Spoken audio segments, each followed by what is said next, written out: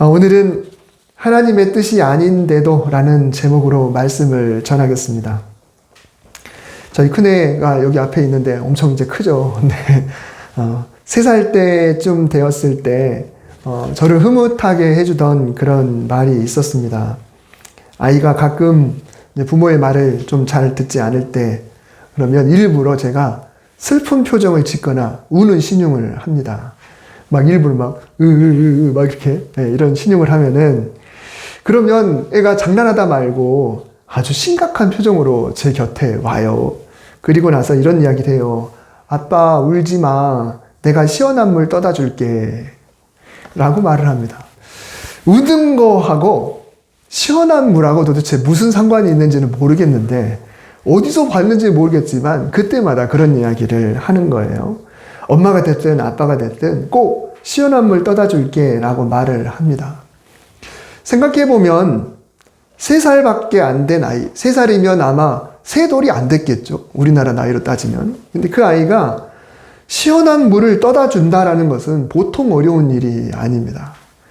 무거운 냉장고 문을 체중을 실어서 열어야 되고요. 그리고 1.5리터 페트병을 낑낑거리면서 꺼내야 합니다. 그리고 정말 힘겹게 그 뚜껑을 열어야 되고요. 싱크대 수납장 앞에 걸어가서 높으니까 까치발을 들거나 의자를 질질 끌다시피 가져와서 올라가. 그리고 팔을 뻗어서 컵을 내려놔야 되고요. 그리고 페트병의 무게에 못 이겨서 아마 그중 상당량은 그 바닥에다가 막 흘리면서 물을 딸 겁니다. 그리고 컵을 양손으로 붙잡아서 물을 흘리지 않으려고 조심조심해서 살금살금 와야 겨우 울고 있는 신용을 하고 있는 아빠에게 물이 전달이 되는 거죠. 저는 아이가 물을 떠다 준다고 말을 했을 때 절대로 허락을 할 수가 없고 실제로도 그래 라고 해본 적도 없습니다. 아이가 진짜 물을 떠온다. 그 힘든 과정을 도대체 어떻게 바라볼 수가 있겠습니까? 차라리 슬픔을 그치게 하는 약이 진짜 시원한 물이라고 한다면 제가 순식간에 일어나서 그냥 내 손으로 떠다 먹고 말지 아이한테 시키지는 않을 겁니다. 그런데도 가짜로 우는 신용을 종종 하게 되는 것은 내 아이가 해서도 안 되고 직접 할 수도 없지만은 아빠 울지 마. 내가 시원한 물 떠다 줄게 라고 하는 그 말이 너무 듣고 싶은 거예요. 너무 재밌고 기특해서 자꾸 그런 장난을 애한테 하게 되는 거죠. 그래서 아이의 말을 듣고 나면 아이를 꼭 껴안고 토닥토닥 두드려주고 이렇게 이야기하죠. 이제 하나도 안 슬퍼 라고 말을 하는 겁니다. 오늘 본문에서 다윗은 사실 하나님께 어떤 바라는 바가 있었는데 거절을 당했습니다. 하나님, 저는 제 이름을 붙인 멋진 왕궁이 있습니다. 그런데 하나님의 그 영광으로 임하시는 그 처소, 그리고 저 법궤는 지금 보잘것없는 천막에 있습니다. 제가 그것을 볼 때마다 너무 안타깝습니다. 하나님을 위해서 천막이 아니라 정말 멋진 집, 거룩한 집, 성전을 지어서 올려드리고 싶습니다. 제가 참고로 성경에서 보면은 이 법궤, 언약궤, 증거궤 이렇게 표현이 다 달라요. 그러니까 이건 참고로 제가 드리는 말씀인데요. 이 법궤의 모양은 이건 상상해서 지금 해놓은 거예요. 그러니까 그 위에 이제 나무 상자가 있고 거기에 이제 금칠을 다 돼 있고요. 그리고 그 위에 뚜껑이 있는데 그 뚜껑 위에는 천사가 이게 날개를 이렇게 펴서 그 위를 덮고 있는 이런 모양입니다. 그러다 보니까 인터넷에 여러분이 지금 보시면 이 날개를 덮고 있는 형상이 다 다양해요. 상상이니까 이렇게 돼 있어요. 그래서 이 안에는 이렇게 아론의 쌍난 지팡이하고 그리고 십계명 돌판하고 그리고 그 만나 한 오멜이라고 그러죠. 한 종지 그게 그 안에 들어있다라고 하죠. 근데 법궤. 그래서 어쩔 때는 법궤라고 하고 어쩔 때는 언약궤라고 하고 어쩔 때는 증거궤라고 해요. 다 똑같습니다. 근데 이거는 이 한자의 뜻을 생각해 보면 법궤라고 말할 때는 왜 법궤라고 말했을까? 언약궤는 왜 그렇게 이야기했지? 증거궤는 왜 그렇게 이야기했지? 이런 것을 좀 생각을 해볼 수 있어요. 법궤 하면은 뭔가 법, 그러니까 명령에 대한 것과 연관해서 이 부분 나올 때는 법궤라고 하는 거고, 언약궤 그러면 언약은 하나님과 백성 사이의 어떤 약속에 대한 그런 느낌이죠. 증거계는 뭔가요? 증거는 말 그대로 하나님이 살아계시다라는 것을 증거하는, 이것이 진리다, 이게 맞다라고 하는 것을 알리는 그런 의미가 담겨 있으니까 이 법계, 언약계, 증거계를 성경을 읽으시다가 어쩔 때는 이렇게 나오고 어쩔 때는 저렇게 나오고 그러면 이게 왜 이때 이렇게 표현했나라는 것을 생각하면서 성경을 읽으시면 훨씬 더 유익할 수 있을 거라고 생각합니다. 자, 이제 본론으로 돌아와서요. 다윗이 온 이스라엘의 왕이 되고 예루살렘에 새 성을 쌓고 그리고 왕궁도 지었습니다. 블레셋에게 빼앗겼던 법궤가 우여곡절 끝에 다시 예루살렘에 왔어요. 근데 이제 큰 일들을 다 치렀습니다. 이제는 나라가 안정화되었고 차츰 사사시대에 잃어버렸던 영토들을 회복하고 더 나아가 밖으로 더 확장을 해야 되는 그런 일만 남아 있습니다. 하나님이 함께 하셔서 다윗의 때 그리고 솔로몬 때 정말 이스라엘의 전성기를 갈 수 있도록 하나님 해주셨죠. 그런데 이제 이런 일들을 앞두고 다윗의 마음 한구석에 뭔가 불편한 부분이 있었습니다. 다윗 자신은 당대 최고의 재료인 백향목 그리고 돌로 지은 그런 근사한 궁전에 살고 있었어요. 근데 하나님의 법궤는 초라한 천막에 모셔두고 있다라는 겁니다. 여전히.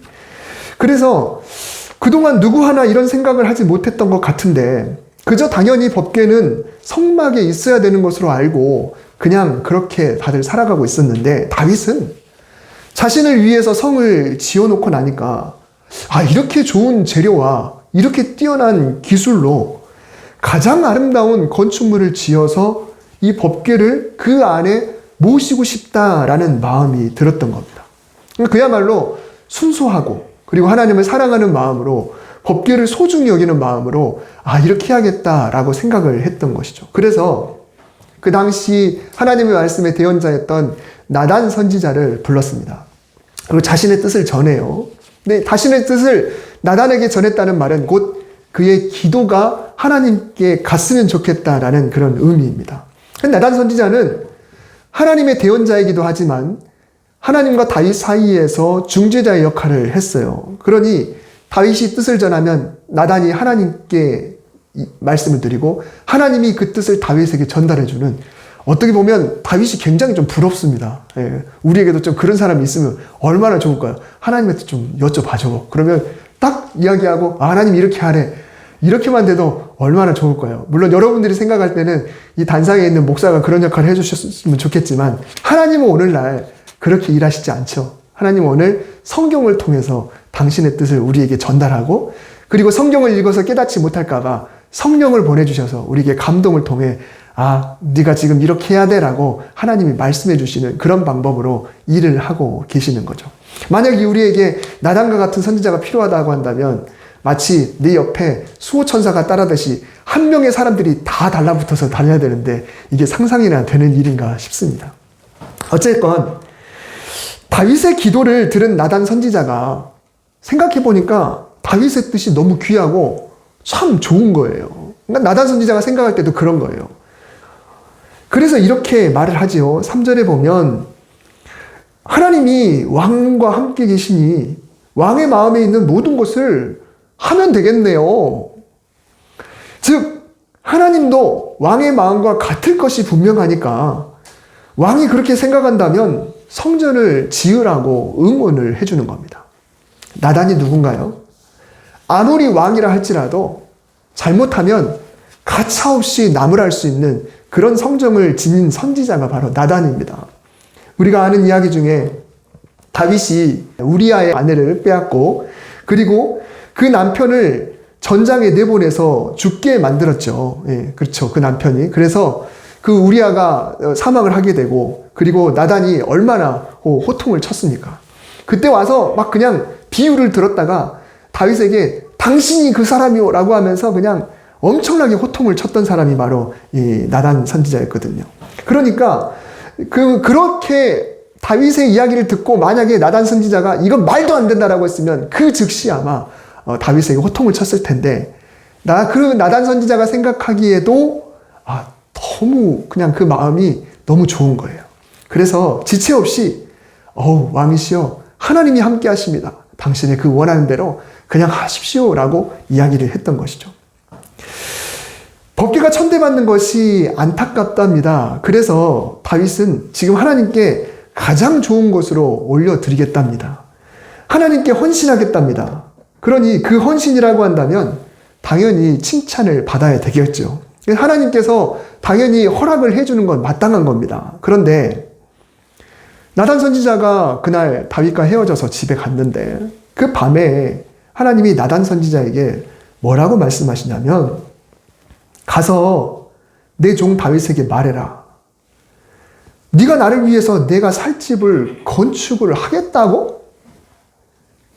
또 7절 하반절에 보면은 내가 그동안 이스라엘을 통틀어서 그 누구 한 사람에게라도 왜 나를 위해서 백향목으로 집을 안 지어주는 거야? 라고 말한 적이 언제 있었냐? 라고 이야기를 하신 거예요. 그러니까 나단 선지자 입장에서는 이건 뭔가 좀 이상하죠. 분명히 다윗의 그런 마음이 기특하고 또 자기 생각에도 옳은 것 같고 그래서 그 이야기를 하나님과 대화를 하는데 하나님께서는 나단 선지자에게 다윗이 감히 나를 위해 집을 짓는단 말이야? 내가 언제 집 지어 자를 했어? 그동안 내가 누구한테 그런 이야기 한 적 있어? 라고 하는 거죠. 세상이 다 내 것인데 집이 왜 필요해? 너 왜 내가 요구하지도 않은 일을 하려고 그래? 쓸데없이. 네가 감히 내 집을 짓는다고? 하지마 라는 그런 응답을 하나님이 하신 거죠.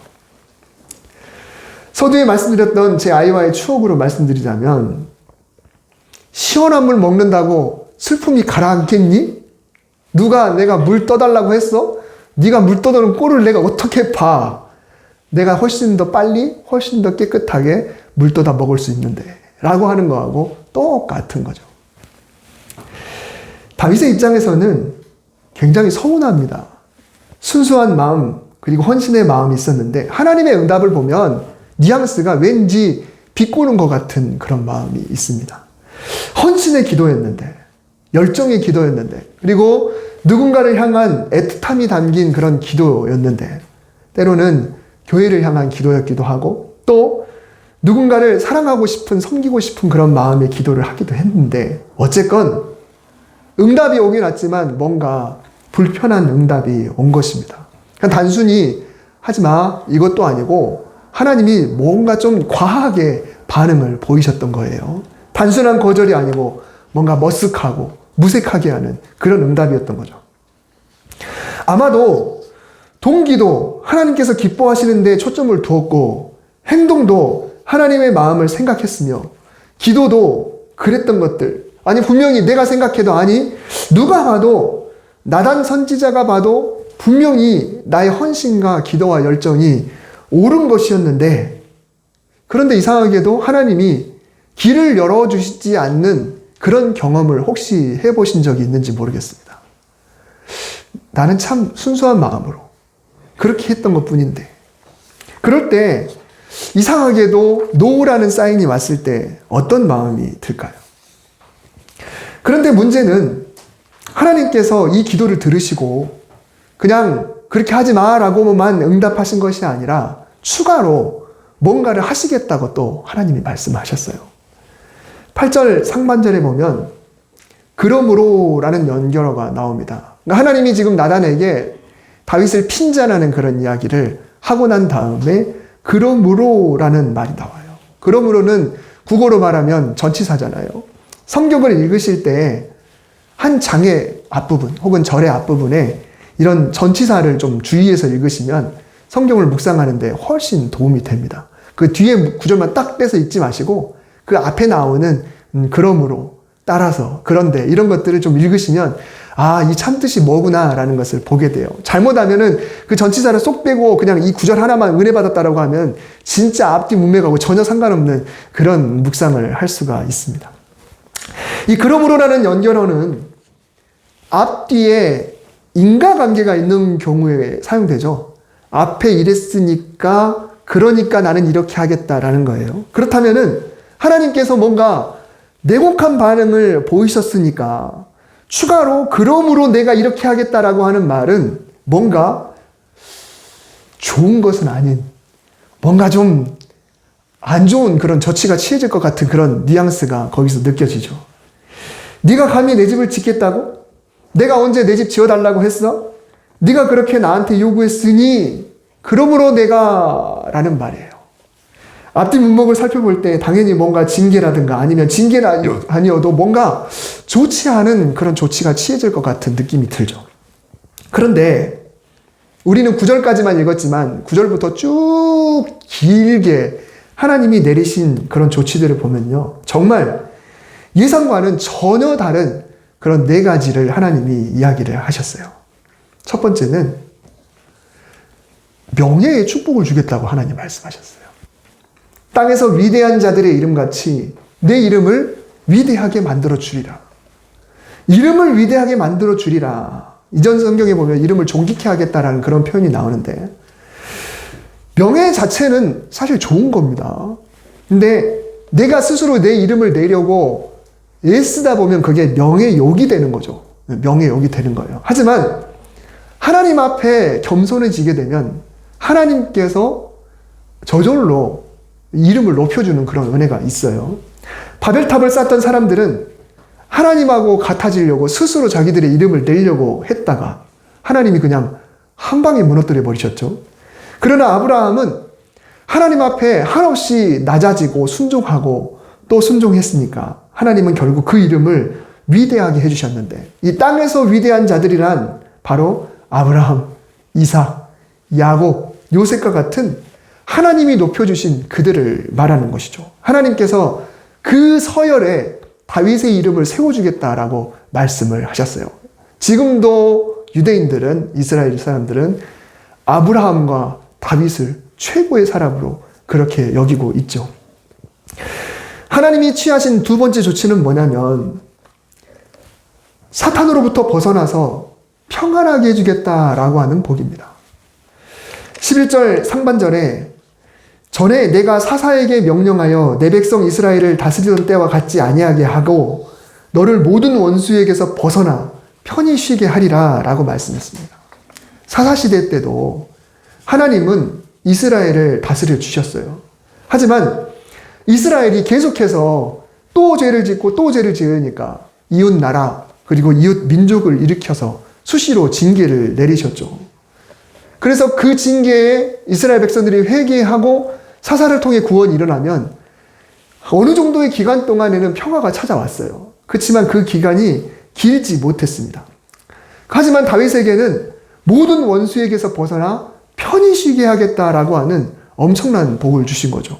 하나님을 믿는다고 해도 평화가 없으면 또 평화가 있다고 해도 잠시 잠깐의 평안이라고 한다면 우리 신앙생활이 힘듭니다. 사탄이 분명히 존재하지만 그 세력으로부터 하나님이 벗어나게 해주시고 진정한 평화를 얻게 해주신다라고 하면 이게 얼마나 놀라운 은혜입니까? 세 번째는 다윗의 후손의 그 장래를 보장해 주신다라고 하는 그런 복을 주셨습니다. 다윗에게는 이미 왕자들이 있죠. 근데 12절에 보면 네가 이제 때가 수명이 다 돼서 이제 세상을 떠나게 될 때 내가 네 다음으로 네 후손을 세웠는데 그리고 그 후손의 나라를 견고하게 해주겠다라고 약속을 했습니다.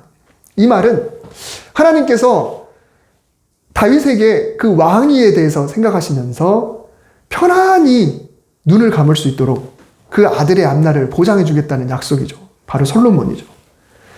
혹시 솔로몬이 죄를 지으면 하나님께서 때로는 어떤 그리고 인생의 채찍으로 징계도 하시겠지만 하지만 적어도 이 솔로몬의 때에는 절대로 이 솔로몬의 왕위를 뺏지 않겠다고 하나님이 말씀을 하셨어요. 그 약속이 지금 이 시점에 맺어지게 된 거거든요. 부모의 소망은 어찌 보면 자녀가 나보다 더 잘 되는 겁니다. 직업도 탄탄하고 배우자도 좀 잘 만나고 앞날도 보장되기를 바라죠. 근데 만일 이 자녀의 앞날이 답답하고 미래가 암울하다 그러면 부모는 수가 차서 눈을 감는 그 순간조차도 편안하게 세상을 떠나지 못하게 돼요.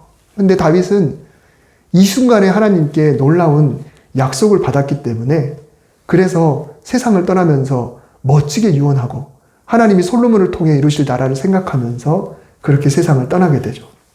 그래서 하나님께서는 다윗으로 인해서 이 아들의 장래를 보장해주는 놀라운 복을 허락해 주셨습니다. 그리고 마지막 네 번째로는 형통의 축복인데 16절에 보면 내 집과 내 나라가 내 앞에서 영원히 보존되고 네 왕위가 영원히 견고하리라 라는 말씀을 해주셨습니다. 물론 여기에는 아주 많은 것들이 담겨 있어요. 훗날 그 후손 가운데 예수 그리스도의 탄생까지도 어쩌면 담고 있는 그런 놀라운 예언인데, 다윗의 집과 다윗의 나라가 영원히 보존된다. 그리고 왕위가 영원하다라는 이 말을 따져보면은 나라라든가 왕위 이러면 굉장히 거창해 보이죠. 그런데 다윗에게 있어서 이 나라는 오늘날로 말하면 그의 일터예요. 그리고 왕은 그의 직업이기도 하지만 또한 하나님이 주신 직분이기도 해요. 그냥 크게 한 나라의 왕, 한 나라 이렇게 생각할 것이 아니라 이 말씀을 읽고 있는 우리에게 보면은 내 집과 내 나라, 내 왕위는 곧 내 가정, 그리고 내 일터, 그리고 내가 하나님께 받아 감당하고 있는 이 직분까지를 말하는 겁니다. 이 왕은 한 나라의 백성들이 볼 때는 엄청난 직이지만 하나님이 보실 때는 하나님의 직분이었어요. 그 당시에 다윗에게는. 그런데 이것이 평생에 보장된다라고 하는 그런 복의 말씀은 정말 엄청난 겁니다. 건강하게 보존되는 가정, 건강한 가정, 그리고 겉으로는 다 멀쩡해 보이지만 속으로 들어가 보면 인간관계가 정말 힘든 가정들이 적지 않은데, 저와 여러분이 하나님께서 보장해 주시는 건강한 가정이 될 수 있기를 주님의 이름으로 축복합니다. 또한 가업, 그리고 직업, 그리고 사업, 내 일터가 보존된다. 이것도 얼마나 큰 행복입니까? 사회 각계에서 구조조정으로 살얼음판을 겪고 또 은퇴의 나이가 점점 당겨지고 있는 그런 상황 속에서 정말 열심히 성실히 사업을 일으켰는데 코로나 같은 여러 환경 때문에 일어나지 못하고 또 망하게 되는 그런 사업장들 얼마나 많습니까? 취직을 했지만 본의 아니게 정말 채 1년을 버티지 못하는 그런 자녀들을 보는 부모의 마음은 또 어떻습니까? 사기, 부도, 정말 내 손으로 할 수 없는 그런 내 영역으로 할 수 없는, 능력으로 할 수 없는 그런 일들, 불가항력적인 것들도 얼마나 많습니까? 근데 하나님께서 이런 것들을 보장해 주신다고 하면 이게 얼마나 큰 축복인가요? 또한 이 직분, 왕이라고 하는 하나님이 주신 그 직분, 말씀대로 백성들을 다스려야 되는 그 직분을 생각해 볼 때 성도도 끝까지 직분을 잘 감당한다는 게 굉장한 은혜입니다. 신앙이 꺾이지 않고 또 시험 들지 않고 내려놓지 않고 교회를 떠나지 않고 하나님이 나에게 맡기신 직분, 저는 목사고 권사로서 집사로서 내가 세례 교인으로서 한 교회의 성도로서 하나님이 나에게 맡겨주신 이 직분을 끝까지 감당한다. 산전수전을 겪어도 견고하게 하나님이 보존해 주시는 그런 직분이라고 한다면 굉장한 은혜가 되는 것이죠. 그래서 저도 여러분도 직분자로서의 이 경주를 끝까지 완주할 수 있기를 주님의 이름으로 축복합니다. 하나님께 가장 좋은 것을 드리고 싶다는 다윗의 그런 바람이 거절당했습니다. 핀잔하면서 누가 달래? 하지만 그 결과를, 그러므로라는 말 뒤에 붙은 결과를 보니까 상상을 초월한 엄청난 복을 하나님이 주신 겁니다. 사실 이거를 내가 받을 수 있으면 얼마나 좋을까라는 생각을 좀 해봐요. 다시 돌아보면 하나님이 이름을 높여주시지요. 그리고 평안을 주시지요. 자녀의 장래가 보장되는 은혜, 그리고 가정과 일터와 신앙이 형통하는 그런 축복을 하나님이 주시겠다고 말씀하셨습니다. 어떻게 이런 일이 벌어졌나요? 왜 그렇습니까? 다윗이 품은 뜻이 하나님의 생각과는 맞지 않았는데도 하나님이 복을 왜 주셨을까요? 우리 함께 읽어볼까요? 다 같이 큰 소리로. 시작. 비록 맞지 않은 뜻이라 해도 하나님을 기쁘시게 할 수 있는 뜻이었기 때문입니다. 하나님의 생각에 반하지 않는 순수한 계획. 하나님을 향한 순수한 헌신이었기 때문입니다. 다시 말하면 지난주의 말씀을 한번 떠올려 보면 오늘 말씀하고는 조금 다르죠. 지난주의 말씀은 내 뜻이 하나님의 말씀이나 혹은 하나님의 아주 근본적인 뜻을 넘어서서는 안 된다라는 말씀을 드렸어요. 기억이 나시죠? 근데 오늘 말씀과는 뭔가 좀 상충되죠. 지난번에는 내가 좀 이 기가 막힌 하나님이 보장해 주신 기회라고 생각하는 그 기회인데도 하나님이 기름 부음 받은 자를 치면 안 된다라고 하는 그 뜻하고 상충이 되면 안 되니까 그 뜻을 넘어서서는 안 된다라고 했는데, 오늘은 하나님과 맞지 않은, 하나님의 뜻과 맞지 않은 다윗의 바람이었잖아요. 하지만 여기서 우리가 생각해 볼 것은, 우리가 생각하는 그 하나님의 뜻, 넘어서지 않아야 될 하나님의 뜻이라는 것은 곧 말씀을 말하는 거예요. 하나님의 말씀을 놓고 볼 때, 어떤 신앙에 있어서, 그렇지만 오늘의 기준이라고 하는 것은 말씀과 상관없는, 하나님을 어떻게 하면 더 사랑할 수 있을까? 하나님을 어떻게 하면 더 기쁘시게 해드릴 수 있을까라고 하는 그 뜻이라는 거예요.